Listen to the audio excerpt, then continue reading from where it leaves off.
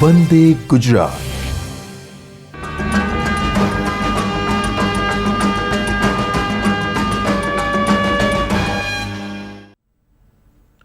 નમસ્કાર દર્શક મિત્રો.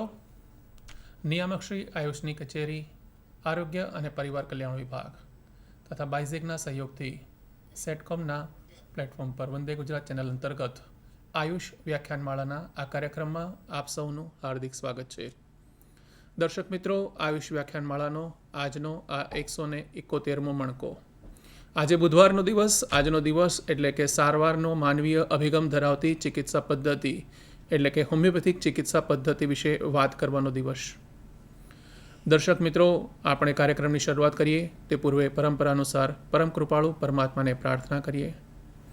આપણે વિશેષ પ્રાર્થના કરીશું કે આજના આ કાર્યક્રમ અંતર્ગત આપણે હોમિયોપેથિક સારવાર વિશે જે જાગૃતિ વિશે વાત કરવાના છે તે જન જન સુધી પહોંચે. તદુપરાંત આ કાર્યક્રમ અંતર્ગત જે વિષયને લઈને જાગૃતિની વાતો કરવામાં આવે તે વાતો સૌ કોઈ પોતાના અને પોતાના પરિવારજનોના સ્વાસ્થ્ય સંબંધી પ્રશ્નો માટે ઉપયોગમાં લે અને હોમિયોપેથિક સારવારનો ઉપયોગ કરીને નિરોગી સ્વાસ્થ્ય પ્રાપ્ત કરે. સાથે સાથે આપણે એવી પણ પ્રાર્થના કરીશું કે હોમિયોપેથિક ચિકિત્સાને વરેલા એવા તમામ હોમિયોપેથિક તબીબો એ હોમિયોપેથિક પદ્ધતિના સ્થાપક એવા ડૉક્ટર સેમ્યુઅલ હનીમેનના સિદ્ધાંતોને પોતાના જીવનમાં ચરિતાર્થ કરે અને હોમિયોપેથીના પ્રસાર અને પ્રચાર માટે હંમેશા તત્પર રહે, આગળ વધે. એવી પ્રાર્થના સાથે આપણે આજના આ કાર્યક્રમની શરૂઆત કરીએ છીએ. દર્શક મિત્રો, આપ સૌ જાણો છો કે દર વખતે આપના માટે એક નવા વિષય સાથે હોમિયોપેથિક ચિકિત્સાનો જાણકારી આપની વધે તે માટે આપની સમક્ષ અમે નિષ્ણાત વક્તાને લાવતા હોઈએ છીએ. હોમિયોપેથિક સારવાર આમ તો 200 વર્ષ કરતાં પણ વધુ પ્રાચીન છે અને આમ જોવા જઈએ તો હોમિયોપેથિક પદ્ધતિના જે સિદ્ધાંતો છે એ મૂળભૂત જે આપણી સાંસ્કૃતિક ચિકિત્સા પદ્ધતિ છે, જે આપણી પરંપરાગત ચિકિત્સા પદ્ધતિ છે, તે પરંપરાગત ચિકિત્સા પદ્ધતિ સાથે ક્યાંક ને ક્યાંક જોડાયેલા છે. એટલે કહેતા તો એ ઘણા વર્ષો જૂની અથવા તો ખૂબ જ પ્રાચીન ચિકિત્સા પદ્ધતિ છે અને તેને કારણે જ તેનું જે ઉપયોગનું ફલક છે એ ખૂબ જ વિશાળ છે. છતાં પણ પ્રવર્તમાન સમયમાં જ્યારે છે આપણી અત્યારે પ્રણાલીગત ચિકિત્સા પદ્ધતિ છે કે જેને આપણે રોજબરોજના જીવનમાં ઉપયોગમાં લેતા હોઈએ છીએ, તેની સાથે ઉત્તરોત્તર આ જે પરંપરાગત ચિકિત્સા પદ્ધતિ છે તેનો વપરાશ દિન પ્રતિદિન વધી રહ્યો છે.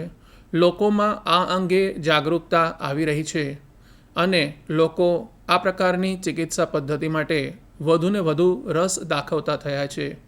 ત્યારે આ માધ્યમથી અમે આપ સૌને હોમિયોપેથિક ચિકિત્સા પદ્ધતિ વિશે વધુને વધુ માહિતગાર કરવા ઈચ્છીએ છીએ, વધુને વધુ જાગૃત કરવા ઈચ્છીએ છીએ, જેથી કરીને આપને હોમિયોપેથિક ચિકિત્સા પદ્ધતિ કેવી રીતે ઉપયોગમાં લઈ શકાય અથવા તો હોમિયોપેથિક ચિકિત્સા પદ્ધતિના કયા કયા વ્યાપક ઉપયોગો છે, તેના ઉપયોગો કેવી રીતે થઈ શકે, તેને અત્યારની જે હાલની પ્રણાલીગત ચિકિત્સા પદ્ધતિ છે તેની સાથે કેવી રીતે ઉપયોગમાં લઈ શકાય અથવા તો એકલા જ હોમિયોપેથિક સારવારથી કયા કયા રોગો સારા થઈ શકે, પ્રણાલીગત ચિકિત્સા સાથે ઉપયોગમાં લેવા માટેના કયા કયા મુદ્દાઓ ધ્યાનમાં રાખવા જોઈએ અથવા તો કઈ કઈ બાબતો ધ્યાનમાં રાખવી જોઈએ, ક્યાં ક્યાં હોમિયોપેથિક સારવારની મર્યાદાઓ છે, આ બધી જ બાબતોની ચર્ચા આપણે દિન પ્રતિદિન આપણા અલગ અલગ વ્યાખ્યાનમાળાના મણકામાં આપણે કરતા હોઈએ છીએ.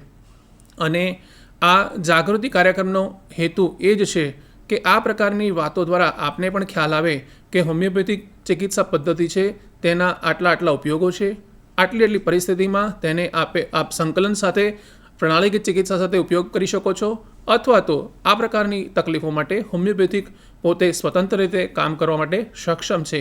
એ પ્રકારની આપની જાગૃતિ પૂરતી થાય અને આપ એ પ્રમાણે આપના અને આપના પરિવારજનો માટે, પરિવારજનોના સ્વાસ્થ્ય માટે હોમિયોપેથિક ચિકિત્સાને ઉપયોગમાં લઈ શકો. તો આ જ રીતે આજનો આ જે વિષય છે, આપ સૌ જાણો છો ઉનાળો, ગ્રીષ્મ ઋતુ ખૂબ જ પ્રચંડ વેગમાં અત્યારે ચાલી રહી છે અને આમ જોવા જઈએ તો દેખીતી રીતે કોઈ એવા વિશેષ રોગો આ સિઝનમાં ન થતા હોય, આ ઋતુમાં ન થતા હોય એવું દેખાતું હોય છે, પરંતુ છતાં પણ આપને ડૉક્ટરોને ત્યાં દવાખાનાઓમાં દિન પ્રતિદિન ભીડ જોવા મળતી હોય છે. તો ઋતુ અનુસાર અલગ અલગ પ્રકારના રોગો એ વધતા હોય છે, ઘટતા હોય છે, અથવા તો તેનું સ્વરૂપ બદલાતું હોય છે. અને તેને જ કારણે ઋતુ અનુસાર થતા અલગ અલગ પ્રકારના રોગોને સમજવા જરૂરી છે. તદુપરાંત આ ઋતુ અનુસાર થતા રોગોની સારવાર માટે ચિકિત્સા પદ્ધતિ કેવી રીતે ઉપયોગમાં લઈ શકાય, કયા પ્રકારની ચિકિત્સા પદ્ધતિને ઉપયોગમાં લઈ શકાય તે વિશે પણ વિસ્તારે સમજવું જરૂરી હોય છે. આપણે વાત કરી રહ્યા છીએ ગ્રીષ્મ ઋતુની, ઉનાળાની ઋતુ, કે જેમાં વિશેષ કરીને ગરમીનો પ્રશ્ન વિશેષ હોય છે. ત્યારે આ પ્રકારની ઋતુમાં કયા કયા પ્રકારના સ્વાસ્થ્યના પ્રશ્નો થઈ શકે તે પણ સમજવું જરૂરી છે, અને તેમાં હોમિયોપેથિક સારવાર કેવી રીતે ઉપયોગમાં લઈ શકાય. દર્શક મિત્રો, કોઈ પણ રોગ થવા માટેના જે અલગ અલગ કારણો રોગ નિદાન અંતર્ગત વર્ણવેલા છે, તેમાં કેટલાક અલગ અલગ પ્રકારના કારણોમાં ક્યાંક કોઈક આપણને જીવજંતુ કરડે, મચ્છર કરડવાથી, કોઈ તાપમાન આધારિત, ઠંડી ગરમી ઋતુ આધારિત, કોઈ અલગ અલગ પ્રકારના ઔષધીય દ્રવ્યો અથવા અન્ય પ્રકારના દ્રવ્યો આધારિત, આપની રોગ પ્રતિકારક શક્તિમાં થતા ફેરફારોને આધારિત, આવા અનેક પ્રકારના કારણો હોય છે કે જેને લીધે રોગનું સર્જન થતું હોય છે. અને આ પ્રકારના કારણોને લીધે જ રોગનું પ્રમાણ પણ વધતું હોય છે. ખોરાકમાં થતા ફેરફારો, ખોરાકમાં થતી અનિયમિતતા પણ આવા અલગ અલગ પ્રકારના રોગોને થવા માટે જવાબદાર હોય છે. ત્યારે ઋતુ પોતે જ ઉનાળાની હોય તો ગરમી પણ ક્યાંક ને ક્યાંક શરીર ઉપર અલગ અલગ પ્રકારે અસર પહોંચાડતી હોય છે, અને તેને કારણે સ્વાસ્થ્ય સંબંધી અલગ અલગ પ્રકારના પ્રશ્નો ઉદ્ભવતા હોય છે. તો આજે આપણે આ ગ્રીષ્મ ઋતુની અંદર સ્વાસ્થ્યને લગતા કેવા પ્રકારના પ્રશ્નો ઉદ્ભવી શકે અને આ પ્રકારના પ્રશ્નોમાં હોમિયોપેથિક ચિકિત્સા પદ્ધતિની ભૂમિકા શું હોઈ શકે તે વિશે એક વિસ્તૃત માર્ગદર્શન મેળવવું છે. આ માર્ગદર્શન માટે આપણી સાથે આજે સ્ટુડિયોમાં જે નિષ્ણાત વક્તા ઉપસ્થિત છે તે ડૉક્ટર હિમાબેન પંડ્યા મેડમ, પોતે હાલમાં રીડર તરીકે સરકારી હોમિયોપેથિક મેડિકલ કોલેજ દેથલી સિદ્ધપુર જિલ્લા પાટણ ખાતે પોતાની સેવાઓ આપી રહ્યા છે. 22 વર્ષ કરતાં વધુનો તેમનો એકેડેમિક એટલે કે શૈક્ષણિક અનુભવ છે, અને ફિઝિયોલોજી એટલે કે જે મૂળભૂત દેહધર્મ વિદ્યા કહી શકાય તે વિષયમાં તેઓ ખૂબ જ પારંગત છે, અને વિદ્યાર્થીઓમાં પોતાની આગવી શિક્ષણ શૈલીને લઈને ખૂબ જ પ્રિય છે. એવા ડૉક્ટર હિમાબેન પંડ્યા મેડમ આપણી સાથે આજે સ્ટુડિયોમાં ઉપસ્થિત છે, અને આપણને ઉનાળામાં થતા અલગ અલગ પ્રકારના સ્વાસ્થ્ય સંબંધી પ્રશ્નો વિશે માર્ગદર્શન આપશે. તેમાં હોમિયોપેથિક સારવાર કેવી રીતે ઉપયોગમાં લઈ શકાય તે અંગે માર્ગદર્શન આપશે. આપણે પણ મેડમ પાસેથી અલગ અલગ પ્રશ્નો અંતર્ગત માર્ગદર્શન પણ મેળવીશું. જો દર્શક મિત્રો આપને આ વિષયને લગતા કોઈ પ્રશ્નો હોય તો આપ પણ આ પ્રશ્નો અમારા કાર્યક્રમમાં પૂછી શકો છો, અને આપણા જે નિષ્ણાત વક્તા છે તે આપને આ માર્ગદર્શન આપશે, અને આપ યોગ્ય માર્ગદર્શન દ્વારા હોમિયોપેથિક ચિકિત્સા કેવી રીતે પ્રાપ્ત કરી શકાય તે અંગેની જાણકારી પણ મેળવી શકશો. સૌપ્રથમ મેડમ, આપનું આજના કાર્યક્રમમાં ખૂબ ખૂબ સ્વાગત છે. અને મેડમ, આપને વિનંતી કરીશ કે આપનું જે પ્રેઝન્ટેશન છે આજના આ વિષયને લગતું તે પહેલાં આપ દર્શક મિત્રોને તે બતાવશો, જેથી કરીને તેમને અલગ અલગ પ્રકારના પ્રશ્નો વિશે થોડી માહિતગાર થાય, અને ત્યારબાદ જો વિશેષ આપ વિશે વાત કરવા માગતા હોય તો કરશો. સૌપ્રથમ તો જણાવી દઈએ કે આપણી ગ્રીષ્મ ઋતુની શરૂઆત થઈ ગઈ હતી. ગ્રીષ્મ ઋતુની શરૂઆત વસંત ઋતુથી થાય છે. વસંત ઋતુ આમ તો ઉદ્ભવનો ઋતુ કહેવાય. વસંત ઋતુ એક જીવનમાં અલગ પ્રકારનો ચેન્જ લાવે છે, પણ વસંત ઋતુ જેમ જેમ અંત તરફ જાય છે અને ગ્રીષ્મની પ્રચંડ ગરમી વધતી જાય છે, ત્યારે શરીરમાં ઘણા બધા ફેરફાર જોવા મળે છે. ફેરફારમાં ઘણી બધી વસ્તુ આપણે જોઈ શકીએ, અને એની સાથે સાથે આપણે હોમિયોપેથીને પણ સાંકળી લઈશું. ગ્રીષ્મ ઋતુનો અંત પણ ખૂબ કષ્ટદાયક હોય છે. ગરમી ઓછી થાય છે, તાપમાન ઓછું થાય છે, પરંતુ વાતાવરણમાં રહેલા ભેજનું પ્રમાણ વધે છે, અને એ પણ આપણા શરીર માટે કેટલીક જગ્યાએ ઇમ્બેલેન્સ પ્રોડ્યુસ કરે છે. તો આપણે બધી વાતોને આજે સાંકળી લઈએ એ પહેલાં આપણે એક નાની કવિતા જોઈએ. ઋતુઓનું ચક્ર તો ફરતું રહે છે. વસંત ઋતુની સાથે એક નાની કવિતા છે. ઉનાળા વિશે ખૂબ સુંદર વર્ણન છે. ઉનાળે ઊંડા જળ જાય, નદી સરોવર જળ સુકાય, પામે વનસ્પતિ સૌ પાન, કેસુડા રૂડા ગુણવાન, સારા હોજ ફુવારા બાગ, પ્યારા ચંદન પંખા લાગ, બોલે કોયલ મીઠા બોલ, તાપ પડે તો વણતોલ. આપણે જાણીએ છીએ કે આ જ ઋતુમાં જેટલી ગરમી પડે ત્યારે જ આપણી મીઠી કેરીઓ આવે છે, કેરીની સિઝન આપણે અત્યારે માણી રહ્યા છે, પણ સાથે સાથે એનું એક વરવું સ્વરૂપ પણ આપણે જોઈ શકીએ છીએ કે જેમાં ઉનાળો કાળજાઈ થાય છે. પાપણથી ગાલ સુધી પહોંચે એ પહેલાં તો આંસુ વરાળ થઈ જાય છે. ઉનાળો કાળઝાળ થાય છે. તકતકતા તડકાના ઉગ્યા છે ફૂલ, એને અડીએ તો અંગ અંગ દાજીએ. આવા આ ધગધગતા ફૂલો પર ઝાકળની જેમ અમે કેમ બાજીએ. કોણે આ સૂરજની મટકી ફોડી છે કે ધોમ ધોમ લાવા ઢોળાય છે. ઉનાળો કાળઝાળ થાય છે. આભમહી કોક જોડે બગડ્યું તો ગુસ્સો તું ધરતી પર કેમ ઠાલવે છે. જ્વાળાનું ઠાઠમાઠ રજવાડું સાચવતા રાજાને આવું તે કે પાલવે. સૂરજિયા તારે ત્યાં અવસર કોઈ આવ્યો છે.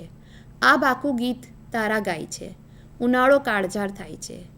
આ કાવ્ય ઉનાળાનું વરવું સ્વરૂપ રજૂ કરે છે. તો ચાલો આજે આપણે વાત કરીએ કે ઉનાળામાં મુખ્યત્વે શું તકલીફ થાય છે. તો ઉનાળાની શરૂઆતમાં જોઈએ તો એ માર્ચ મહિનાથી જૂન મહિના સુધી, આપણા ભારતીય કેલેન્ડર પ્રમાણે માર્ચ મહિનાથી લઈને જૂન મહિના સુધીનો જે પીરિયડ છે એમાં આપણે ગરમી ધીમે ધીમે વધતી જાય એવો અનુભવ કરીએ છીએ. અને આ વધતા તાપમાનની સાથે સાથે ગરમીનો બીજા અનેક રોગો પણ લઈ આવે છે. વધતું જતું તાપમાન લગભગ શરીરના દરેક અંગોને નુકસાન પહોંચાડે છે. તાપમાનનો પારો વધતા આપણે ગરમી અનુભવીએ અને એ ગરમીની અસર આપણી ત્વચાથી લઈને આંખો, પાચનતંત્ર વગેરે પર થાય છે. અને જો કાળજી રાખવામાં ન આવે તો માંદગીને ચોક્કસ આપણે આમંત્રણ આપી શકીએ છીએ. અહીં આપણે એના ગરમીમાં કયા કયા પ્રકારના તકલીફો થશે તે જોઈશું. તો સૌપ્રથમ આપણે આ તકલીફો કેમ થાય છે, તો એનું સૌથી મોટું કારણ છે આપણા શરીરમાં રહેલું પાણી. હવે આપ સર્વ જાણો છો કે આપણા શરીરનો 2/3 ભાગ પાણી અથવા પ્રવાહીથી બનેલો છે.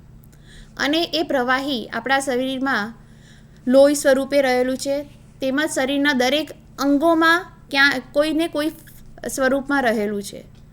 લોહી, રક્ત જે આપણા શરીરની જીવનરેખા છે, આપણા માનવ શરીરની જીવનરેખા કે જેમાં દરેક પ્રકાર હિમોગ્લોબિન, દરેક પ્રકારના વિટામિન્સ, દરેક પ્રકારના સેલ્સ, પ્રોટીન, કાર્બોહાઈડ્રેટ, ચરબી વગેરેનું પ્રમાણ છે. આ બધી વસ્તુઓ આપણા શરીરમાં એક જગ્યાએથી બીજી જગ્યાએ લઈ જવા માટે અને એની સાથે સાથે શરીરમાં જે ચયાપચયની ક્રિયા થાય છે એમાં જે કચરો નીકળે છે એને પણ દૂર કરવાનું કામ. આ બધું આ ઉપરાંત આપણા શરીરમાં પાણી જે બ્લડમાં હોય છે એની સાથે, તો બ્લડનું શું કામ છે, રક્તનું શું કામ છે, તો ઓક્સિજનને આપણા ફેફસાથી શરીરના દરેકે દરેક કોષ સુધી પહોંચાડવાનો. ઓક્સિજન વગર અને પાણી વગર, આ બે વગર આપણા જીવનની શક્યતા બિલકુલ ઘટી જાય છે.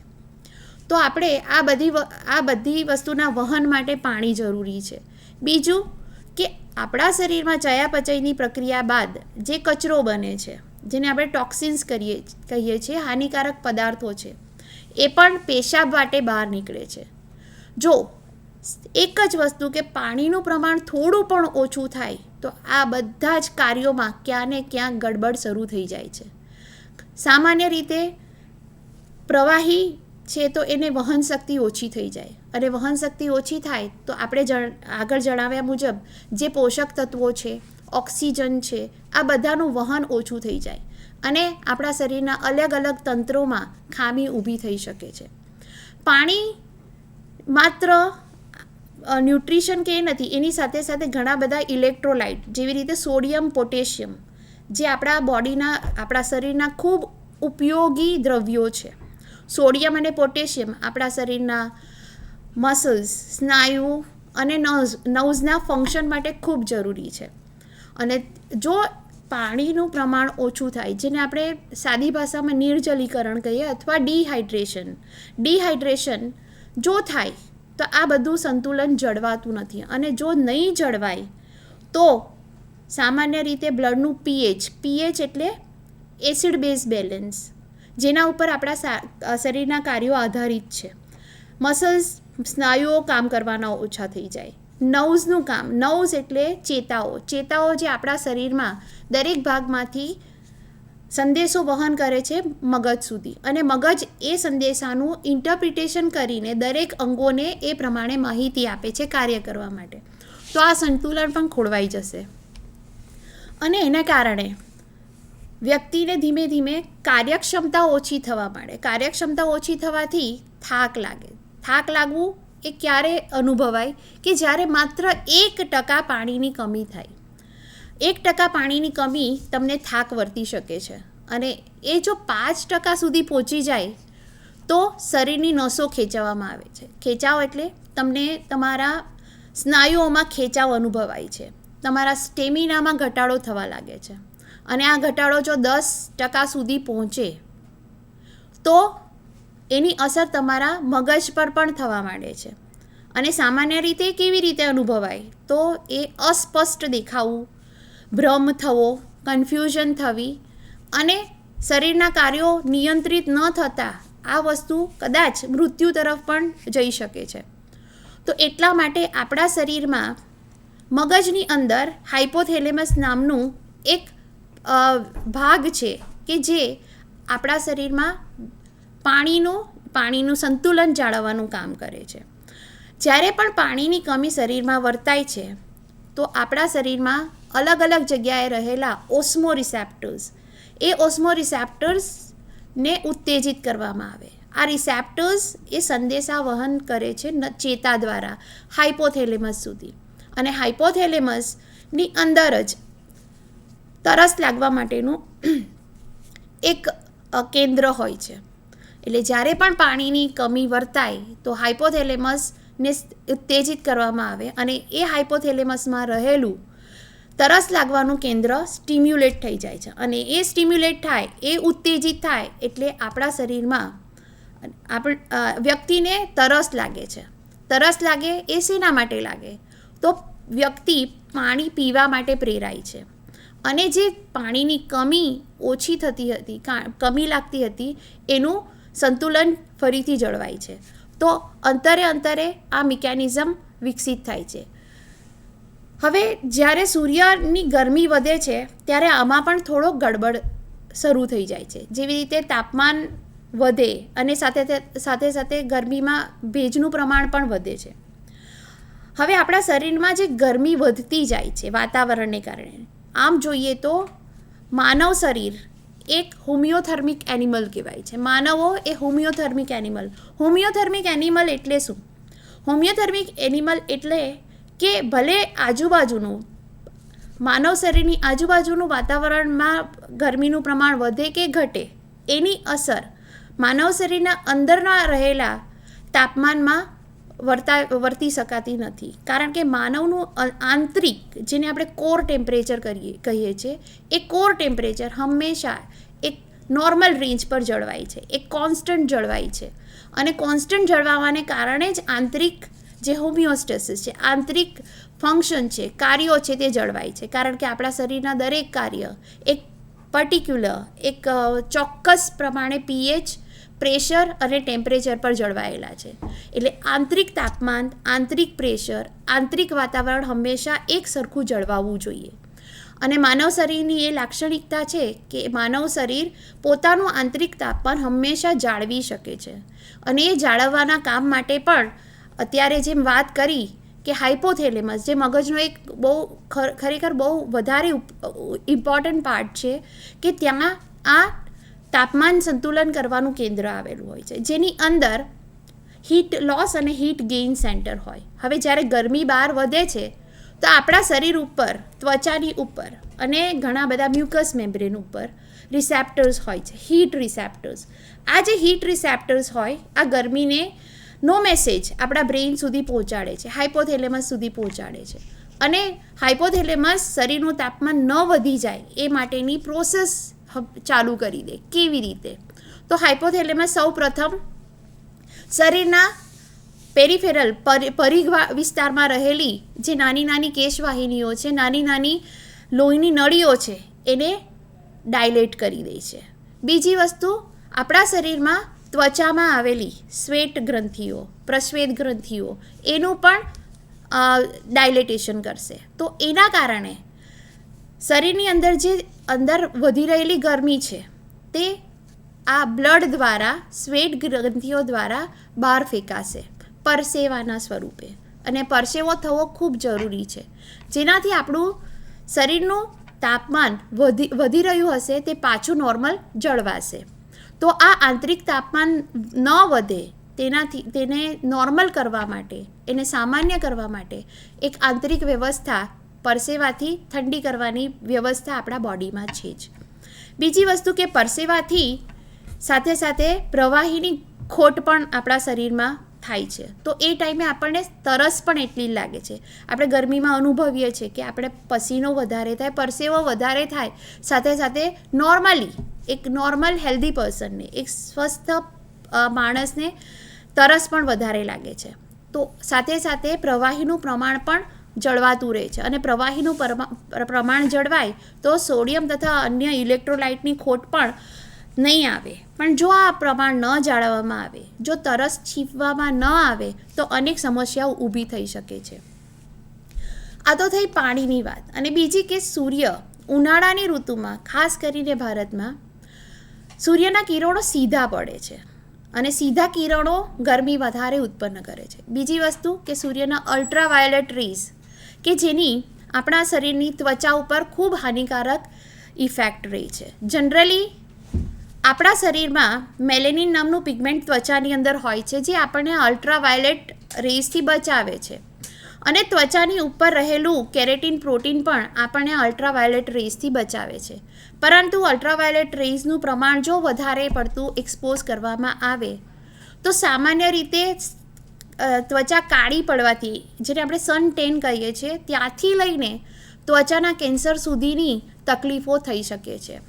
એક ત્વચા રોગ નિષ્ણાંત પેટ્રિશિયા ફેરિસ કહે છે કે તમારી ત્વચા તેના પર પડેલો સૂર્યનો દરેક કિરણ યાદ રાખે છે.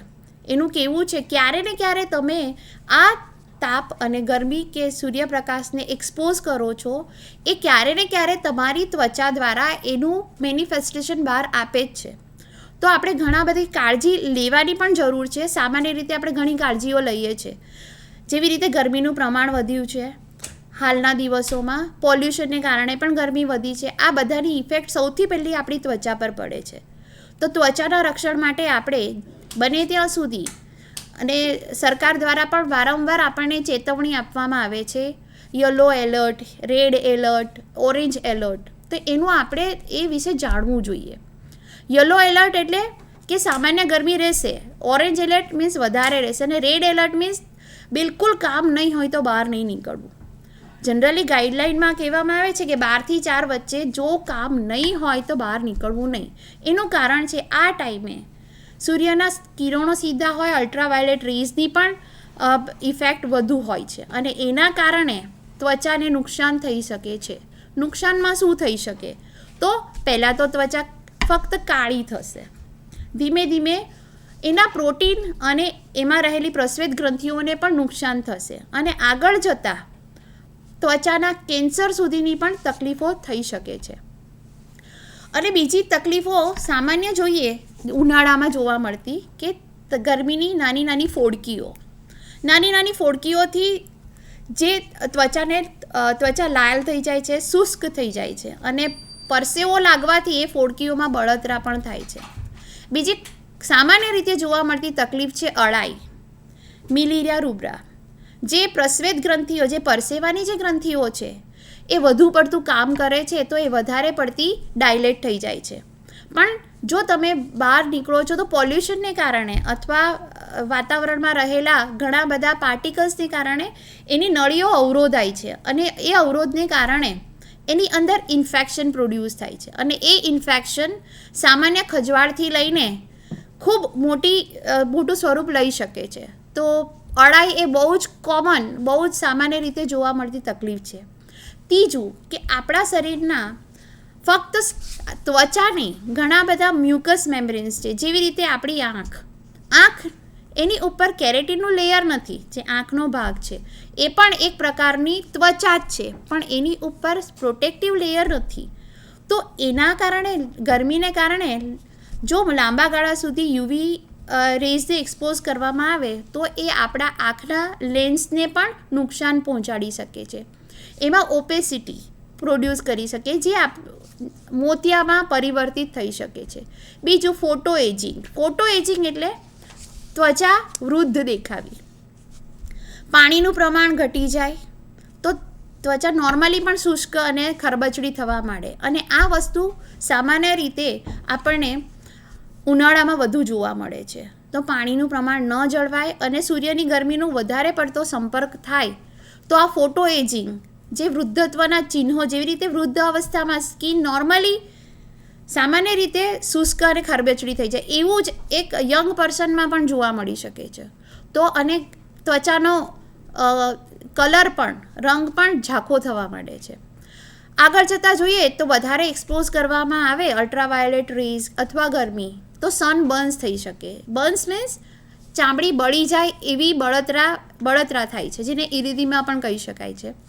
અને સન ટેન તો બહુ કોમન વસ્તુ છે. એની સાથે સન કેરેટોસિસ મીન્સ આંખની જે કોર્નિયા હોય તેમાં પણ બળતરા થાય છે.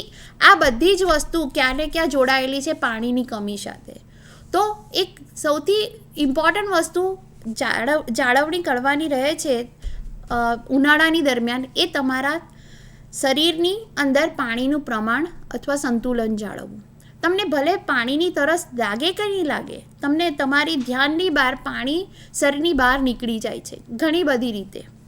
પરસેવા રૂપે તો નીકળે છે, પિશાબ રૂપે પણ નીકળે છે, પણ એ સિવાય પણ પાણી ડાયરેક્ટ ઇવાપરેટ, બાષ્પીભવન થઈ જાય છે. તો એના માટે ખાસ ધ્યાન રાખવું, પાણીનું પ્રમાણ વધુ રાખવું. આગળ જતાં જોઈએ તો ફ્રેકલ્સ એટલે નાના નાના કથ્થઈ કલરના મોઢા ઉપર, ખાસ કરીને જે એક્સપોઝિંગ પાર્ટ છે ત્યાં ડાર્ક બ્રાઉન કલરના સર્કલ્સ જોવા મળે છે. અળાઈ આપણે જોઈ, બાળકોમાંથી માંડીને વૃદ્ધો સુધી અળાઈ જોવા મળે છે. તો એના માટે સૌથી પહેલાં તો સ્વકાળજી લેવી છે. સ્વકાળજી મીન્સ ચોખ્ખાઈ રાખવી. ચોખ્ખાઈ, પોતાની જાતની ચોખ્ખાઈ હશે, રોમ છિદ્રો ખુલશે, ચામડીને કોરી રાખવી, ખુલતા સુતરાઉ કપડાં પહેરવા. અને વધુ પ્રમાણમાં જો લક્ષણ હોય અને વધુ ખજવાળ અથવા વધારે પડતી લાલાશ જોવા મળે તો તરત જ તબીબની સલાહ લેવી જરૂરી છે. એ ઉપરાંત એક ઘણીવાર જોવા મળતી કોમન તકલીફ છે નસકોરી ફૂટવી. નસકોરી ફૂટવી એટલે નાક વાટે લોહીનું બહાર આવવું.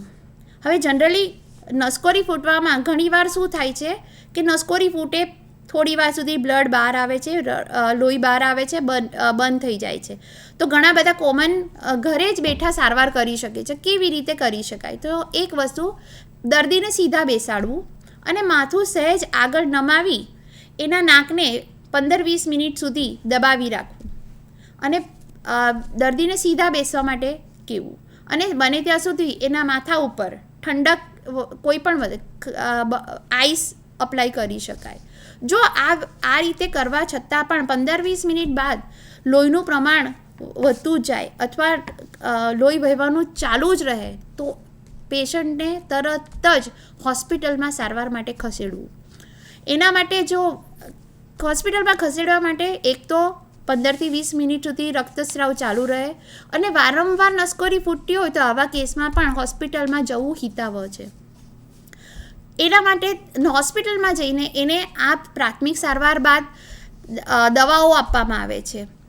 જેવી રીતે લોકલ એનેસ્થેશિયા અને ઘણી બધી વાઝોકોન્સ્ટ્રિક્ટર ડ્રગ્સ પણ આપવામાં આવે છે અને સાથે નેઝલ ડ્રોપ્સ પણ આપવામાં આવે છે. જો એ કારગર ના નીવડે તો આગળ જતાં એને નેઝલ પેકિંગ કરી આપવામાં આવે છે. નેઝલ પેકિંગ એટલે નાકની આંતરિક પોલાણની અંદર રૂ નાખીને એને પેકિંગ કરવામાં આવે છે, જેનાથી રક્તસ્રાવ ધીમે ધીમે ઓછો થતો જાય. પણ તબીબી સલાહની અંડરમાં જ આ વસ્તુ કરવી જરૂરી છે. એના માટે હોસ્પિટલ વિઝિટ કરવી અનિવાર્ય છે. ઘરે બેસી ન રહેતા, કારણ કે લોહીનું પ્રમાણ વધી જાય, લોહીનું પ્રમાણ વધે અને રક્તસ્રાવ જો વધ્યો તો એની પણ અલગ જ ઇફેક્ટ આવી શકે. તો આ એક કોમન બીમારી છે નસકોરી ફૂટવી, જે ખરેખર બાળકોમાં ઘણીવાર જોવા મળે છે. બાળકો બહાર રમતા હોય અને રમતા રમતા અચાનક આવી જાય તો શું કરવું? તો આટલી સતર્કતા રાખવી કે થોડી વારમાં જો બ્લડ બંધ ન થાય તો બાળકને અથવા પેશન્ટને તરત જ હોસ્પિટલમાં લઈ જવું. ત્યારબાદ આપણે એક સામાન્ય રીતે જોવા મળે કે સૂર્યની ગરમીને કારણે થાક લાગે છે. થાક લાવવાનું એક જ કારણ છે શરીરમાં રહેલા પાણીનું પ્રમાણ અને ઇલેક્ટ્રોલાઇટ્સનું પ્રમાણ ઘટવું. એની સાથે સાથે અંદરનું ટેમ્પરેચર. હવે પાણીનું પ્રમાણ ઘટે તો ગરમી બહાર કાઢવા માટેની જે વ્યવસ્થા છે ખોળવાઈ જાય છે. તો અંદરનું જે આંતરિક તાપમાન છે, જેને આપણે કોર ટેમ્પરેચર કહીએ છીએ, એ પણ વધે છે. સાથે સાથે શ્વસન તંત્રમાં, એટલે શ્વાસ થોડા ઝડપી થઈ જાય છે,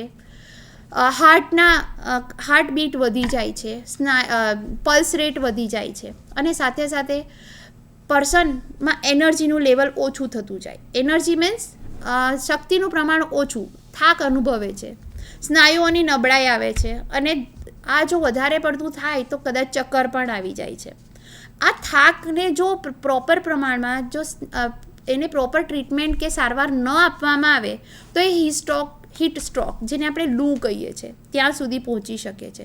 તો આને આપણે બિલકુલ નિગ્લેક્ટ કરવું નહીં. ગરમીને કારણે થાક લાગે તો તેની સારવાર અત્યંત જરૂરી છે, ઘરે અથવા હોસ્પિટલમાં.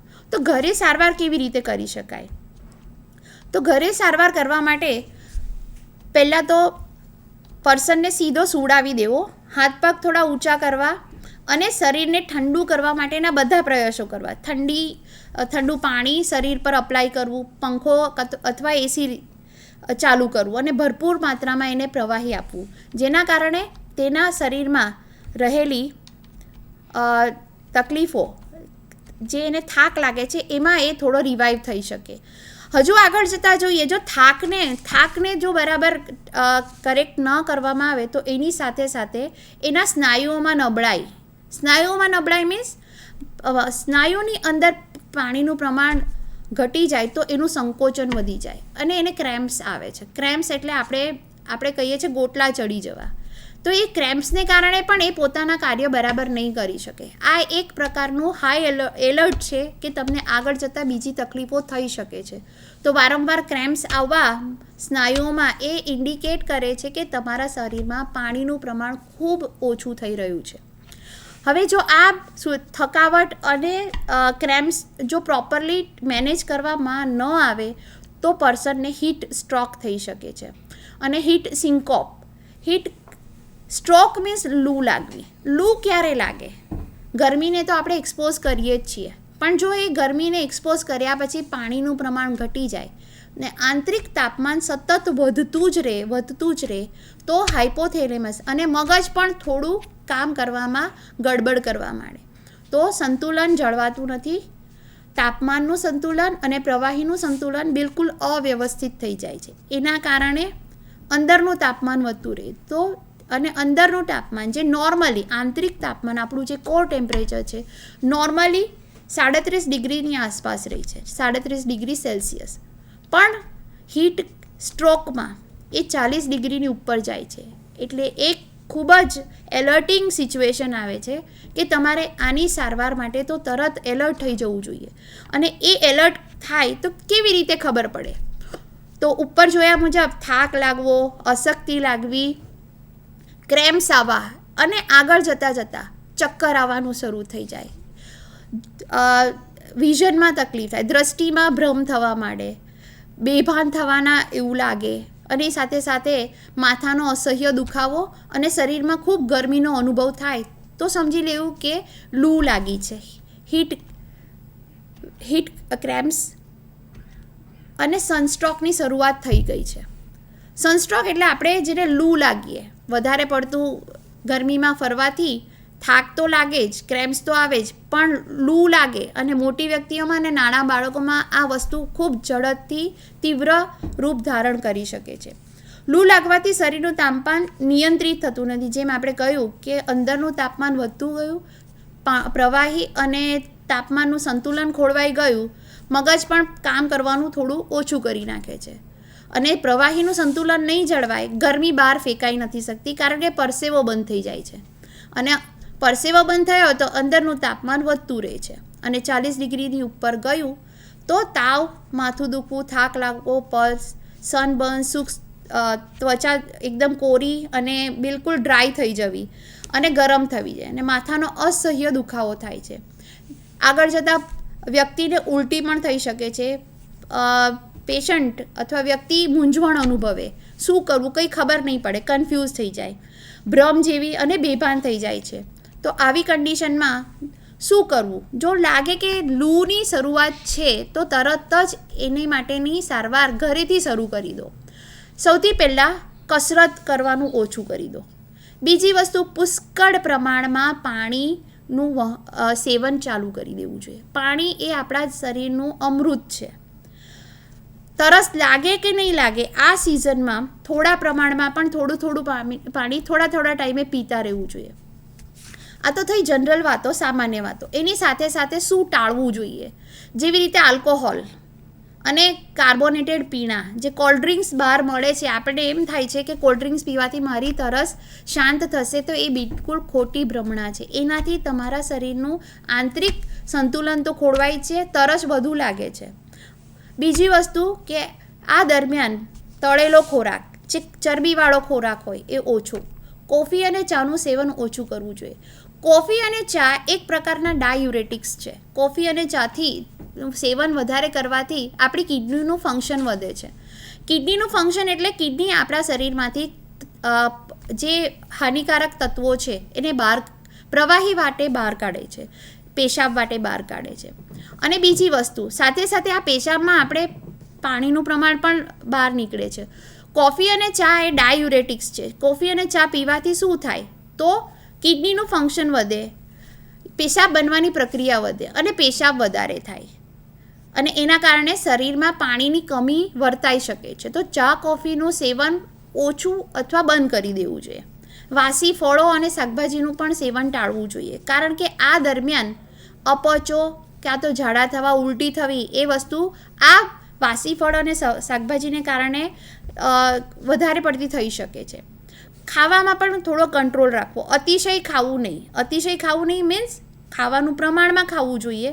વધારે પડતું ખાવાથી તમને એક પાણીનું પ્રમાણ ન જળવાય તો આપણા પાચક રસોમાં પણ ગડબડ પેદા થઈ શકે, અને જો વધારે ખાવામાં આવે તો આ પાચક રસો પોતાનું કાર્ય બરાબર નહીં કરી શકે, તો અપચો અથવા ઝાડા અથવા ઉલટી થઈ શકે છે.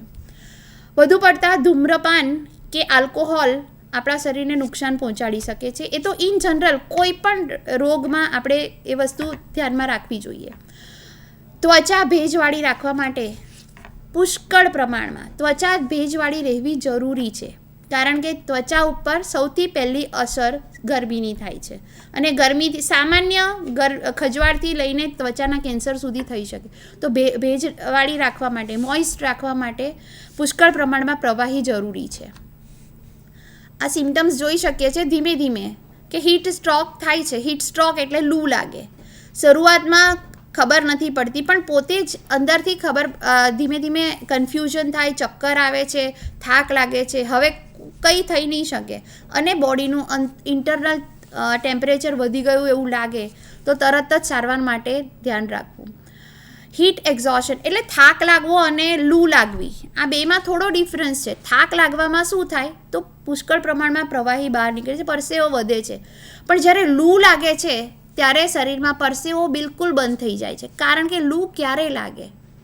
તો લૂ લાગવાના લક્ષણમાં છે શરીરનું આંતરિક તાપમાન 40 ડિગ્રીથી વધી ગયું. 40 ડિગ્રીથી વધી ગયું મીન્સ પરસેવા દ્વારા ગરમી બહાર નથી નીકળતી, એટલે પરસેવો બંધ થઈ ગયો છે. તો આ ખાસ ધ્યાન રાખવું કે તમને પરસેવો ન થતો હોય તો તમને લૂ લાગી છે. તરત જ તમારું તાપમાન ચેક કરો. 40 ડિગ્રીની ઉપર હોય તો સારવાર માટે બિલકુલ તૈયારી રાખો. તો આ આપણે જોઈ સામાન્ય રીતે શું તકલીફ થાય છે ગરમીને કારણે અને પાણીના અસંતુલનને કારણે. ગરમી અને પાણી આ બે વસ્તુ આપણા શરીરમાં કયા ફેરફાર કરી શકે છે તે આપણે જોઈએ. હવે આપણે હોમિયોપેથિક અપ્રોચ ગરમીને કેવી રીતે હરાવી શકીએ, અથવા કઈ કઈ બીમારીઓમાં આપણે હોમિયોપેથીનો ઉપયોગ કરી શકીએ.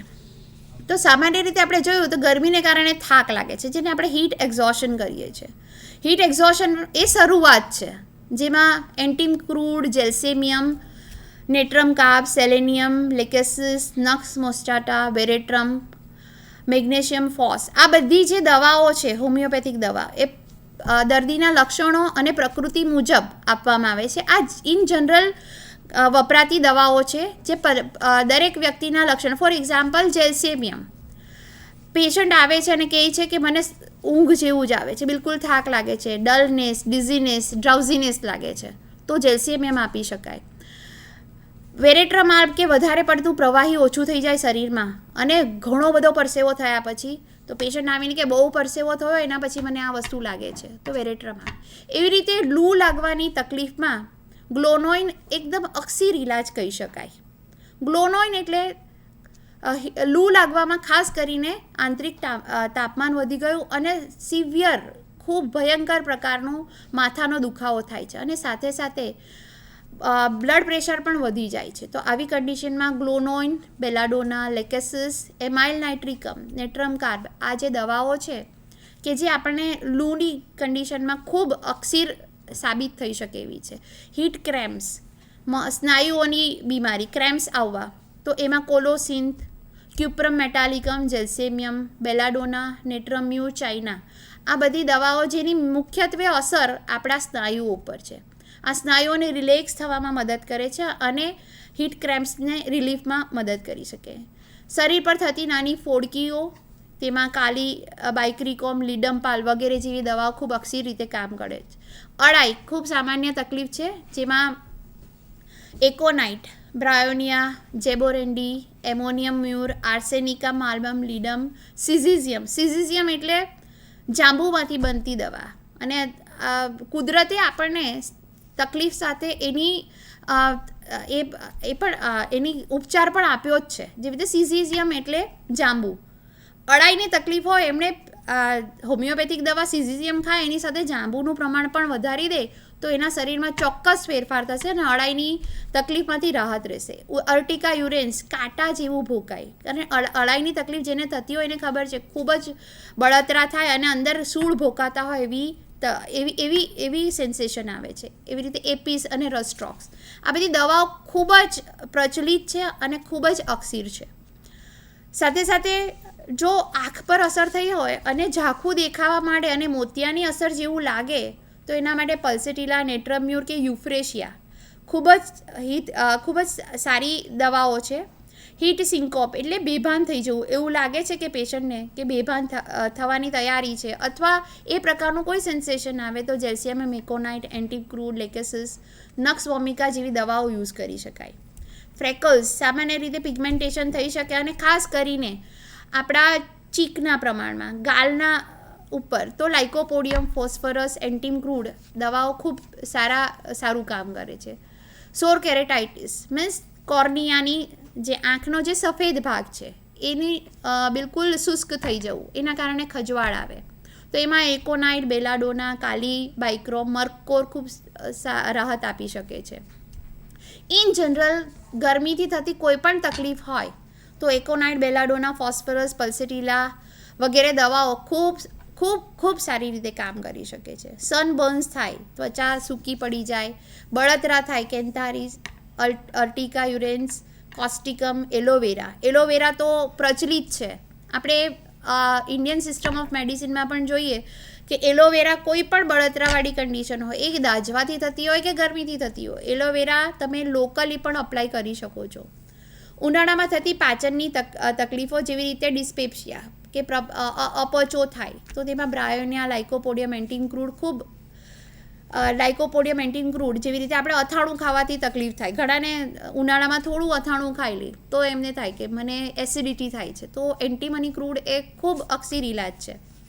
સૂર્યપ્રકાશથી જનરલી વધારે ટાઈમ સૂર્યપ્રકાશમાં રહેવામાં આવે તો માથાનો દુખાવો બહુ જ કોમન તકલીફ છે, જેમાં જેલ્સેમિયમ, ગ્લોનોઇન, નેટ્રમ્યુર, બેલાડોના, એકોનાઇટ વગેરે દવાઓ ખૂબ સારી રીતે પેશન્ટને રાહત આપી શકે છે. સામાન્ય રીતે ફૂડ પોઈઝનિંગ, ગરમીમાં સડવાની પ્રક્રિયા પણ ખૂબ સામાન્ય રીતે જોવા મળે છે. તો ફ્રૂટ્સ, ફળો અને શાકભાજી જલ્દી સડી જાય, અથવા તમે આ લગ્નની સિઝનમાં પણ જોયું હશે કે ફૂડ જલ્દી બગડી જાય છે. આવું ફૂડ જો લેવામાં આવે તો ફૂડ પોઈઝનિંગ થઈ શકે છે. અને એ ફૂડ પોઈઝનિંગમાં પણ હોમિયોપેથિક દવા જેવી રીતે આર્સેનિકમ આલ્બમ, લાઇકોપોડિયમ ખૂબ સારી રીતે વર્ક કરી શકે છે.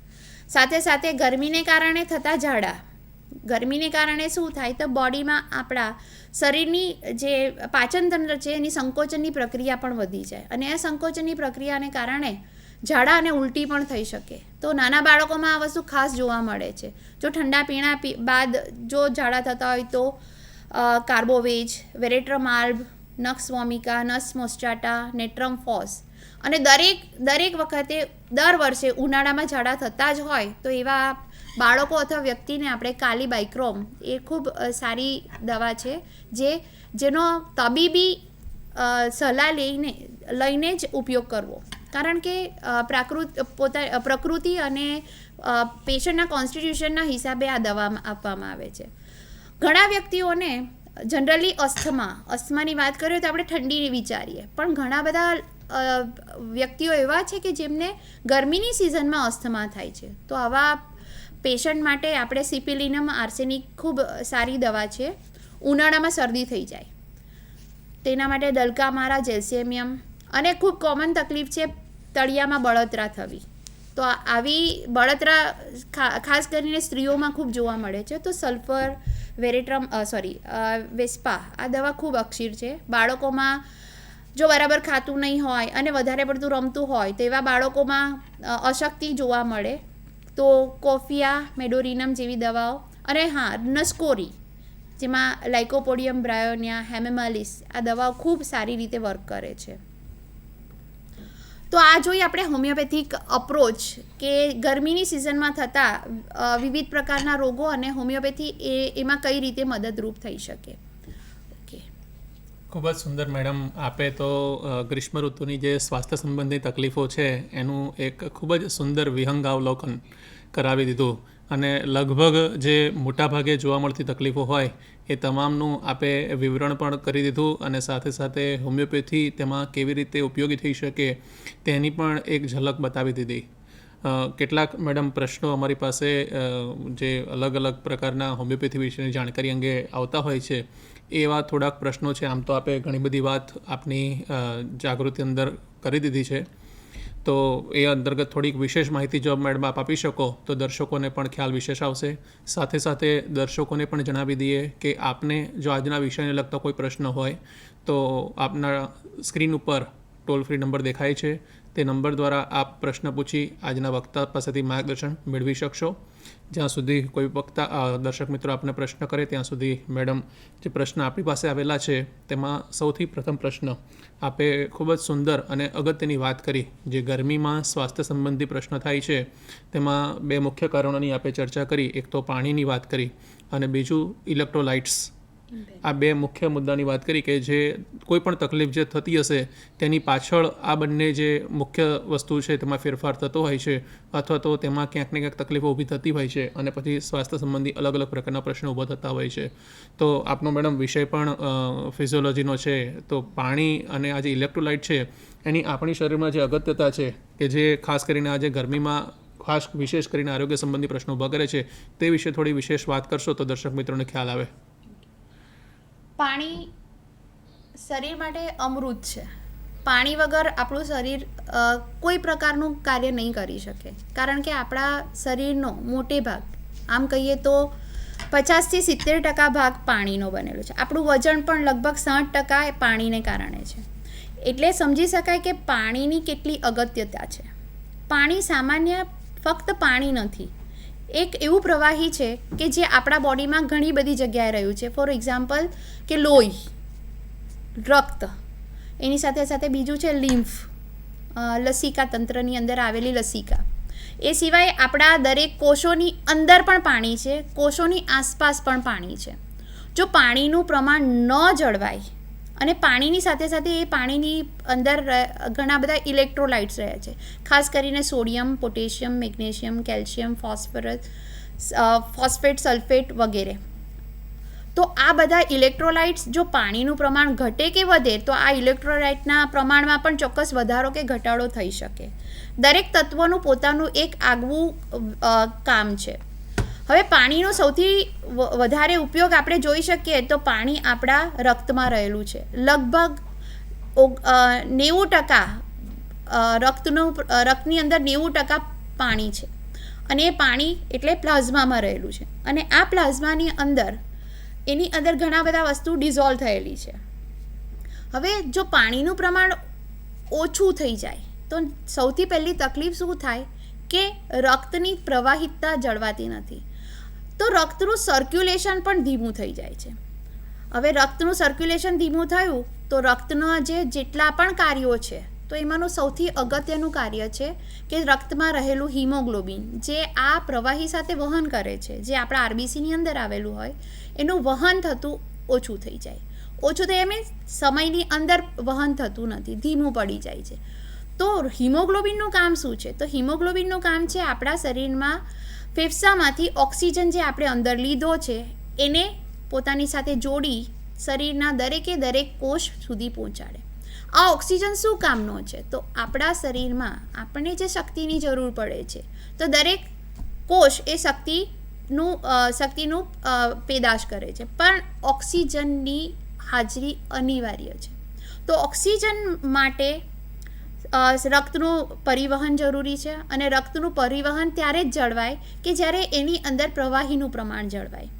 રક્તની અંદર જો પ્રવાહીનું પ્રમાણ ઓછું થઈ જાય તો આપણું બ્લડ થોડું જાડું, આપણે કહીએ થોડું થીક થઈ જાય, અને થિકનેસને કારણે એની ઝડપ ઓછી થઈ જાય, તો પૂરતા પ્રમાણમાં ઓક્સિજન સપ્લાય ઓછી થઈ જાય. બીજું એની સાથે સાથે પ્રવાહીમાં ઘણા બધા પોષક તત્વો ડિઝોલ્વ થયેલા છે. આ પોષક તત્વો પણ આપણા કોષના કાર્યો માટે ખૂબ જરૂરી છે, દરેક તંત્રના કાર્ય માટે જરૂરી છે. તો એ પોષક તત્વો ફોર એક્ઝામ્પલ ગ્લુકોઝ એ આપણા શરીરનું સૌથી ઇમ્પોર્ટન્ટ શક્તિ બનાવતું એક તત્વ છે. આપણે જનરલી જોઈએ છે કે આપણે થોડો થાક અને એનર્જી ઓછી લાગે તો તરત જ આપણે ગ્લુકોઝ ડિઝોલ્વ કરીને પી લઈએ છીએ, કારણ કે એ ઇન્સ્ટન્ટ એનર્જી પ્રોડ્યુસર તત્વ છે. તો એ પણ આપણે કોષ સુધી પહોંચાડવું જરૂરી છે. પણ ક્યારે પહોંચશે? જ્યારે સર્ક્યુલેશન બરાબર થશે. સર્ક્યુલેશન થવા માટે અને તેની વેલોસિટી મીન્સ એની ઝડપ જાળવવા માટે પ્રવાહી ખૂબ જરૂરી છે. તો આ તો થયું વહનનું કામ, ઓક્સિજન અને ન્યુટ્રિશનનું. સાથે સાથે કોષમાંથી જે કાર્યો થયા બાદ, ચયાપચયની પ્રક્રિયા, મેટાબોલિક એક્ટિવિટી થયા બાદ જે કચરો નીકળે છે એ કચરો પણ બહાર કાઢવા માટે એને આપણને બ્લડની અંદર ઠાલવવો પડે છે, અને બ્લડ ત્યારે જ એને કેરી કરી શકે કે જ્યારે એની અંદર રહેલા વોટરમાં એ કચરો ડિઝોલ્વ થઈ જાય અને કિડની સુધી પહોંચે. પણ જો આ પ્રવાહીનું પ્રમાણ ઓછું થઈ જાય તો કચરો પૂરતા પ્રમાણમાં બહાર નથી નીકળી શકતો, અને આ કચરાની પણ ખૂબ હાનિકારક ઇફેક્ટ આપણા શરીરમાં શરૂ થઈ જાય છે. અને ઇલેક્ટ્રોલાઇટ જેવી રીતે સોડિયમ આપણા શરીરમાં ચેતાતંત્રમાં સંદેશા વહન માટે ખૂબ અગત્ય છે. સાથે સાથે આપણા હૃદયના સંકોચન માટે પણ સોડિયમ જરૂરી છે, કેલ્શિયમ જરૂરી છે. પોટેશિયમ આપણા શરીરના ડાયલેટેશન એટલે વિસ્તરણ માટે જરૂરી છે. તો આપણા હૃદયના ફંક્શન, આપણા ચેતાતંત્રના ફંક્શન માટે આ બધા ઇલેક્ટ્રોલાઇટ્સ ખૂબ ઉપયોગી છે. સાથે સાથે આપણા સ્નાયુની અંદર પણ કેલ્શિયમનું પ્રમાણ ન જળવાય અથવા કેલ્શિયમ ઉપર નીચે થઈ ગયું તો પૂરતા પ્રમાણમાં સંકોચન વિસ્તરણ ન થતાં ક્રેમ્પ્સ આવે છે, અને તમારી મૂવમેન્ટ પર પણ એની અસર પડી શકે છે. તો આ બધું જાળવવું હોય તો સૌથી પહેલાં પ્રવાહીનું પ્રમાણ જળવાવું જોઈએ. તો ખૂબ જ એક અગત્યની એક જાળવણી અંગે આપણે આ વસ્તુ ધ્યાનમાં રાખવી જોઈએ, સામાન્ય જાળવણી, કે તમને તરસ લાગે કે ન લાગે, પ્રવાહી તમારા શરીરમાં કોઈ પણ ફોર્મમાં જવું જોઈએ. ખૂબ જ સુંદર મેડમ આપે વાત કરી અને થોડીક વિસ્તારથી વાત કરી, તો મને વિશ્વાસ છે દર્શક મિત્રોને વિશેષ ખ્યાલ આવ્યો હશે કે શા માટે પાણી અને ઇલેક્ટ્રોલાઇટની આપે જે અગાઉ વાત કરી તેની અગત્યતા વિશેષ છે જો ગરમીમાં થતા આ જે સ્વાસ્થ્ય સંબંધી પ્રશ્નો છે તેનાથી બચવું હોય તો. મેડમ બીજો આવો પ્રશ્ન છે, આપે એની પણ થોડીક વાત તો કરી જ, પણ છતાં એમાં પણ થોડી વિશેષ સમજણ કેળવવી છે કે જ્યારે કોઈ પણ પ્રકારનો રોગ થતો હોય છે ત્યારે વાત આવી નટકતી હોય છે રોગ પ્રતિકારક શક્તિની, અને ખાસ કરીને આપણે ચર્ચા કરી રહ્યા છે આયુષ વ્યાખ્યાનમાળામાં, અને આયુષ ચિકિત્સાની આ એક વિશેષતા છે કે એ રોગ પ્રતિકારક શક્તિને મદદ કરતી જ હોય છે અથવા તો રોગ પ્રતિકારક શક્તિ વધારતી હોય છે. તો જ્યારે આપણે સામાન્ય માણસને સમજાવવું હોય રોગ પ્રતિકારક શક્તિ વિશે તો કેવી રીતે સમજાવી શકાય જેથી કરીને દર્શક મિત્રોને પણ ખ્યાલ આવે? કારણ કે મને ધ્યાન છે ત્યાં સુધી લોકોનો રોગ પ્રતિકારક શક્તિ વિશેની સમજણ એક મર્યાદિત હોય છે, તો એને કેવી રીતે સમજાવી શકાય? રોગ પ્રતિકારક શક્તિ એટલે આપણા શરીરની અંદર રહેલી એવી શક્તિ જે આપણે બહારથી રોગ લાગવાને સામે આપણને રક્ષણ આપી શકે. રક્ષણ આપવા માટે આપણે શસ્ત્રોની જરૂર પડે. જેવી રીતે કોઈ પણ વસ્તુ માટે લડવા માટે આપણે શસ્ત્રોની જરૂર પડે, તો આપણા શરીરને પણ આ રોગ પ્રતિકારક શક્તિ એક શસ્ત્રના પ્રમાણમાં મળેલી છે. અને આ રોગ પ્રતિકારક શક્તિ આમ જોઈએ તો હમણાં આ રોગ પ્રતિકારક શક્તિ શબ્દ ખૂબ જ પ્રચલિત છે. તો દરેકે જાણવું જોઈએ રોગ પ્રતિકારક શક્તિ શું છે. તો કોઈ પણ નાના રોગથી માંડીને કેન્સર સુધી લડવા માટે રોગ પ્રતિકારક શક્તિ આપણને મદદરૂપ થઈ શકે છે. રોગ પ્રતિકારક શક્તિ આમ જોઈએ તો 2 પ્રકારની હોય છે. એક તો ઇનેટ ઇમ્યુનિટી અને બીજી છે એડપ્ટિવ ઇમ્યુનિટી. ઇનેટ એટલે શું? તો ઇનેટ એટલે આપણને વારસાગત આપણા શરીરમાં પહેલેથી કુદરતી રીતે કુદરતે આપેલી રોગ પ્રતિકારક શક્તિ. અને બીજી છે એડપ્ટિવ, જે આપણે પ્રાપ્ત કરેલી છે. પ્રાપ્ત કરેલી એટલે શું?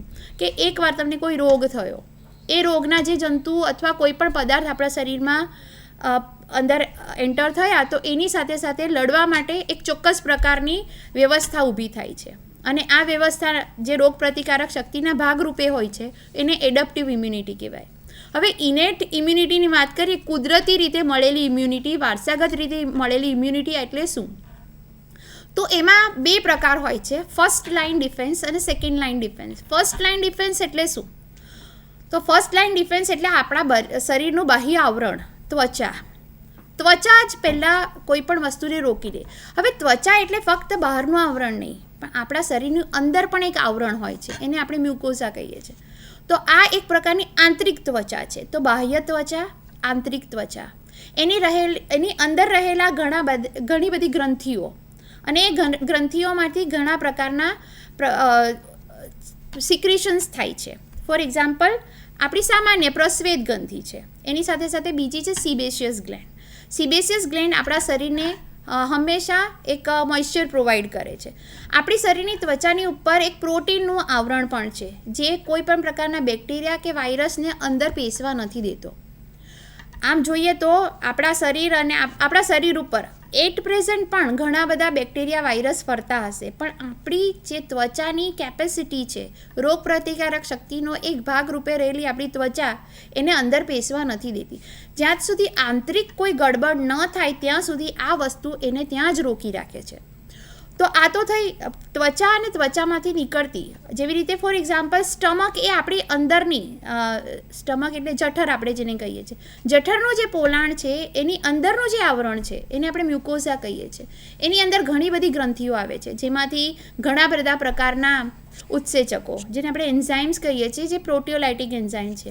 અને પ્રોટિયોલાઇટિક એન્ઝાઇમ્સ છે તે આ બેક્ટેરિયા વાયરસ જે ગમે તે રીતે આપણા શરીરમાં એન્ટર કરી ગયા હોય એને મારવા માટે ખૂબ જ સક્ષમ હોય છે. તો આ પ્રકારના સિક્રિશન્સ અને ત્વચા એ ફર્સ્ટ લાઇન ડિફેન્સનું કામ કરે છે. હવે જો આપણા શરીરમાં કોઈ bacteria virus by chance enter થઈ પણ ગયો, તો એના માટે એક બીજી લાઇન આવે છે, સેકન્ડ લાઇન ઓફ ડિફેન્સ. પહેલી લાઇન પાર કરી ગયા છે, હવે અંદર એન્ટર થઈ ગયો છે, તો હવે શું કરવું? તો આપણું શરીર એના માટે પણ પૂરતું સક્ષમ છે.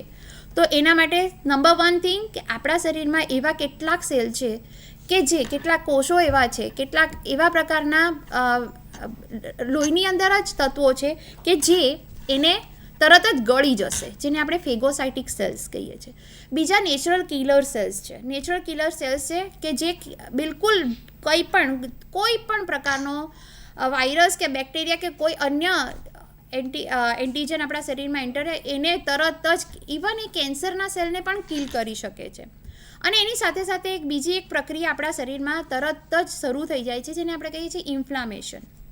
ઇન્ફ્લામેશન એટલે જનરલ સામાન્ય રીતે જોઈએ તો સોજો આવવો, લાલાશ પડવી, શરીરનું ટેમ્પરેચર, આ બધું ઇન્ફ્લામેશનના ભાગરૂપે અંદર એન્ટર થયેલા જીવોને મારવા માટેની પ્રક્રિયા છે. તો સેકન્ડ લાઇન ઓફ ડિફેન્સ પણ ખૂબ સારી રીતે કામ કરે છે. તો આ રહી આપણી ઇનેટ. અને એડપ્ટિવ એટલે જે ફિક્સ છે કે આ બેક્ટેરિયા આવે એની સામે આણે જ લડાઈ કરવી, જે એડપ્ટિવ છે તે સ્પેસિફિક છે. ઇનેટ બિલકુલ સ્પેસિફિક નથી, જ્યારે એડપ્ટિવ એવી છે કે જે ફિક્સ છે, આ બેક્ટેરિયાને મારવા માટે આ સેલ કામ કરશે. અને એ 2 પ્રકારે છે. તો એના માટે આપણી શરીર એક પ્રકારના એન્ટીબોડીઝ પ્રોડ્યુસ કરે છે, એક પ્રકારના સેલને કામે લગાડે છે. એન્ટીબોડીઝ એટલે રોગ પ્રતિકારક શક્તિને લગતા કણો, જે આપણા શરીરમાં રહેલા પ્રોટીન અને શરીરમાં રહેલા વ્હાઇટ કણ, જેને આપણે લ્યુકોસાઇડ્સ કહીએ છીએ, એના દ્વારા બનાવવામાં આવે છે, જે સ્પેસિફિક ટાઈપના ઇન્ફેક્શનની સામે શરીરને રક્ષણ આપે છે. પણ આ બધું જ્યારે જળવાય, જ્યારે આપણે સ્વસ્થતા જાળવીએ, પોતાની શરીરની જાળવણી જાતે કરીએ, તો આપણે રોગપ્રતિકારક શક્તિને સારી રીતે સાચવી શકીએ છીએ. અને એના માટે પૂરતા પ્રમાણમાં પ્રવાહી, પૂરતો ખોરાક અને ન્યુટ્રિશનયુક્ત, પોષણયુક્ત આહાર અને કેટલીક પોતાની સ્વકાળજી, તો આ આપણે રોગ થવાની પ્રક્રિયાથી પણ બચી શકીએ અને આપણી પોતાની શારીરિક અને માનસિક સ્વસ્થતા જાળવી શકીએ. અને જો આ ખોળવાય તો પણ હોમિયોપેથી એક ખૂબ જ સરળ અને સારી ચિકિત્સા પદ્ધતિ છે, જે તમે આરામથી ઘરે બેઠા એની સલાહ લઈ શકો છો અને એનો ચોક્કસ ઉપયોગ કરી શકો છો. તો આ આપણી રોગપ્રતિકારક શક્તિ વિશે થોડું આપણે જાણ્યું. ખૂબ ખૂબ આભાર મેડમ. આજના આ કાર્યક્રમમાં ઉનાળામાં થતી સ્વાસ્થ્ય સંબંધી તકલીફો વિશે આપે ખૂબ જ સુંદર વાત કરી અને સાથે સાથે કઈ કઈ બાબતોનું વિશેષ ધ્યાન રાખવું જોઈએ અને હોમિયોપેથિક ચિકિત્સા તેમાં કેવી રીતે ઉપયોગમાં લઈ શકાય તે અંગે ખૂબ જ સુંદર વાતો કરી અને દર્શકોને મને વિશ્વાસ છે કે આ અંગે વિશેષ જાગૃતિ મળી હશે. ઉનાળો હજી ચાલી રહ્યો છે. આપ આપના માટે, આપના પરિવાર માટે હોમિયોપેથિક સારવાર અચૂક મેળવી શકો છો. આપની નજીકના હોમિયોપેથિક સારવાર કેન્દ્ર પરથી આ દવા સરકારી દવાખાનામાં તો વિનામૂલ્યે મળે છે, ત્યાંથી અચૂક પ્રાપ્ત કરી શકાય. તો તે વિશે આપ સૌ ધ્યાનમાં લેશો. સાથે સાથે નિયામક શ્રી આયુષ કે જે આપણને સતત આ પ્રકારના કાર્યક્રમ માટે પ્રેરિત કરતા હોય છે, નાયબ નિયામક તાલીમ અને સંશોધન કે જેઓ આપણને સતત માર્ગદર્શન આપતા હોય છે, તેમનો પણ ખૂબ ખૂબ આભાર. આવતા સપ્તાહમાં એક નવા વિષય સાથે આપની સમક્ષ ઉપસ્થિત થઈશું. ત્યાં સુધી આપ સૌને જય જય ગરવી ગુજરાત.